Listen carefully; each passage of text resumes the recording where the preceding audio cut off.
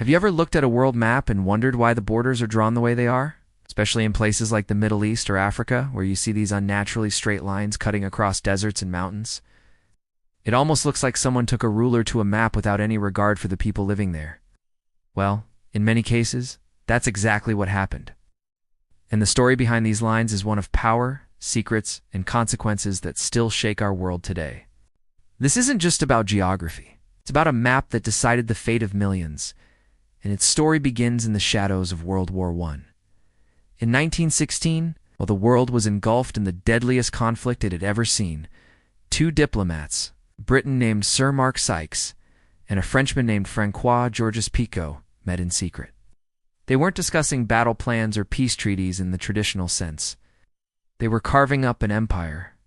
The Ottoman Empire, an ancient power that had ruled the Middle East for centuries, was weakening. Britain and France, anticipating its collapse, wanted to secure their own interests in the region. So, they took a map and drew a line in the sand, quite literally.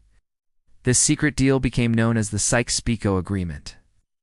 The line they drew ran from the Ian Acre, a coastal city in modern-day Israel, to the Las Kay in Kirkuk, in modern-day Iraq. Everything north of that line would be under French influence, and everything south would be under British control. They didn't consult local leaders. They didn't consider the intricate web of ethnic, religious, and tribal communities that had lived there for generations. Arabs, Kurds, Sunnis, Shias, Christians, Jews, all these diverse groups were suddenly lumped together or torn apart. Based on the stroke of a pen in a European office thousands of miles away. Why did they do this? The reasons were a mix of classic colonial ambition and the dawning of a new industrial age. The Middle East was strategically important, offering trade routes to India and the Far East.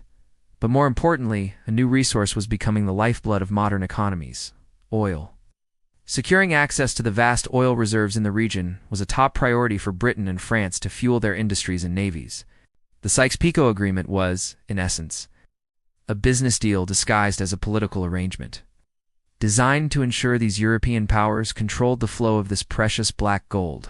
The real tragedy of this agreement was the betrayal it represented.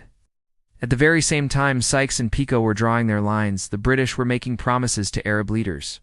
They encouraged the Arabs to revolt against the Ottoman Empire, promising them an independent, unified Arab state in return for their help in the war. Figures like T. Lawrence, famously known as Lawrence of Arabia, worked alongside Arab forces, fighting and dying for a dream of freedom and self-determination. They believed they were fighting for their own nation, a homeland free from foreign rule. The Sykes-Picot Agreement made that promise a lie. When the war ended and the secret deal was revealed, the sense of betrayal was immense.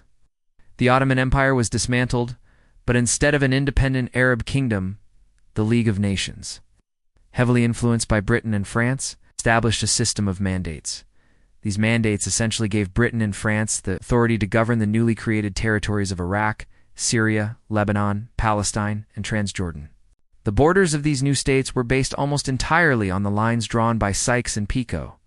They were artificial creations, forcing rival groups into shared states while separating communities that had been united for centuries. Let's take Iraq as an example. The British cobbled together 3 distinct Ottoman provinces to create this new country. In the north, you had the Kurds, a non-Arab ethnic group with their own language and culture who dreamed of their own state, Kurdistan. In the center, you had the Sunni Arabs, who had traditionally held power in the region. And in the south, you had the Shia Arabs, who made up the majority of the population but were often marginalized. Forcing these 3 disparate groups into a single state under a Sunni monarchy backed by the British was a recipe for instability. It created a system of built-in conflict and resentment that would plague Iraq for the next century. Similarly, the creation of Syria and Lebanon under French control separated communities and created new tensions.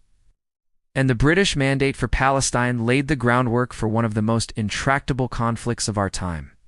The competing promises made to both Arabs and Jewish Zionists for the same piece of land created a situation that would erupt into violence time and time again.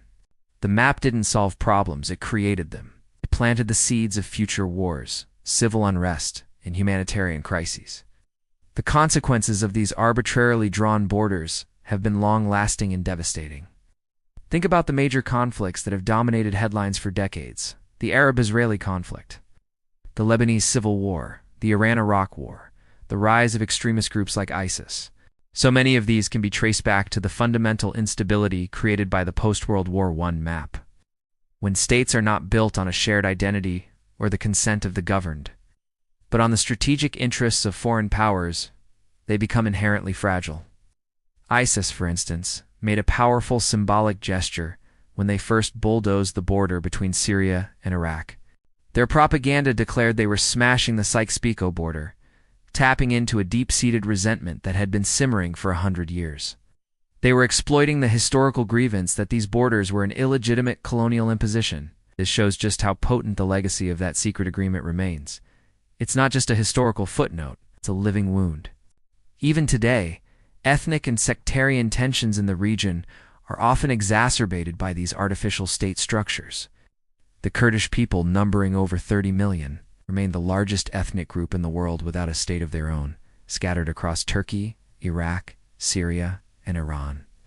Their struggle for autonomy is a direct result of being ignored when those lines were drawn.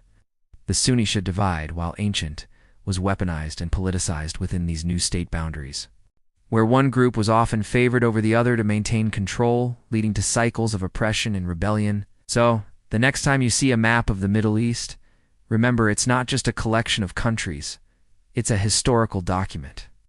Those straight lines tell a story of secret deals, broken promises, and colonial ambitions.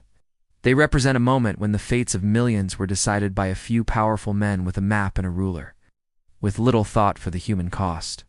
The world we live in today, with its complex challenges and conflicts, was profoundly shaped by the ink on that map. Understanding this history is crucial, not to place blame, to comprehend the roots of the problems we still face, and to appreciate the deep human desire for identity, justice, and the right to determine one's own destiny. Thanks so much for watching. If you found this dive into history interesting, please hit that like button and subscribe for more stories behind the world we see today. Let me know in the comments what other historical maps you'd like to explore. See you next time.